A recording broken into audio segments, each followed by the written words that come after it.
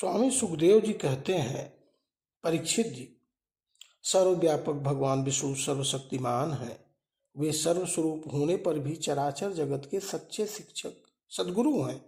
वे साधु सज्जन पुरुषों के धर्म की रक्षा के लिए उनके कर्म का बंधन काटकर उन्हें जन्म मृत्यु के चक्र से छुड़ाने के लिए अवतार ग्रहण करते हैं। उन दिनों संभल ग्राम में विष्णु यश नाम के एक श्रेष्ठ ब्राह्मण होंगे। उनका हृदय बड़ा उदार एवं भगवत भक्ति से पूर्ण होगा। उन्हीं के घर कल्कि भगवान अवतार ग्रहण करेंगे। श्री भगवान ही अष्ट सिद्धियों के और समस्त सद्गुणों के एकमात्र आश्रय हैं और समस्त चराचर जगत के वे ही रक्षक और स्वामी हैं। वे देवदत्त नामक शीघ्रगामी घोड़े पर सवार होकर दुष्टों को तलवार के घाट उतारकर ठीक करेंगे। उनके रोम रोम से अतुलनीय तेज की किरणें छिटकती रहेगी। वे अपने शीघ्रगामी घोड़े से पृथ्वी पर सर्वत्र विचरण करेंगे और राजा के वेश में छिपकर रहने वाले कोटि कोटि डाकुओं का संहार करेंगे। जो राजा के वेश में डाकू छिपे हुए हैं, इनका संहार तो प्रभु जो है आने पर करेंगे ही करेंगे। प्रिय परीक्षित, जब सब डाकुओं का संहार हो चुकेगा, तब नगर की और देश की सारी प्रजा का हृदय पवित्रता से भर जाएगा, क्योंकि भगवान कल्कि के शरीर में लगे हुए अंगराग का स्पर्श पाकर अत्यंत पवित्र हुई वायु उनका स्पर्श करेगी और इस प्रकार वे भगवान के श्री विग्रह की दिव्य गंध प्राप्त कर सकेंगे। उनके पवित्र हृदयों में सत्वमूर्ति भगवान वासुदेव विराजमान होंगे और फिर उनकी संतान पहले की भांति हिष्ट पुष्ट और बलवान होने लगेगी।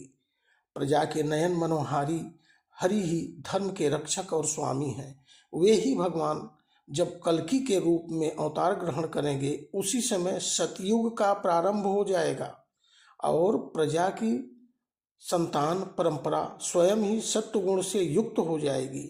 जिस समय चंद्रमा, सूर्य और बृहस्पति एक ही समय एक ही साथ पुष्य नक्षत्र के प्रथम पल में प्रवेश करते हैं, एक राशि पर आते हैं, उसी समय सतयुग का आरंभ होता है। यह मुख्य बात। परीक्षित, चंद्रवंश और सूर्यवंश में जितने राजा हो गए हैं या होंगे, उन सब का मैंने संक्षेप में वर्णन कर दिया। तुम्हारे जन्म से लेकर राजा नंद के अभिषेक तक का 1115 वर्ष का समय लगेगा। जिस समय आकाश में सप्तऋषियों का उदय होता है, उस समय पहले उनमें से 2 ही तारे दिखाई पड़ते हैं। उनके विषय में दक्षिणोत्तर रेखा पार समभाग में अश्विनी आदि नक्षत्रों में से एक नक्षत्र दिखाई पड़ता है।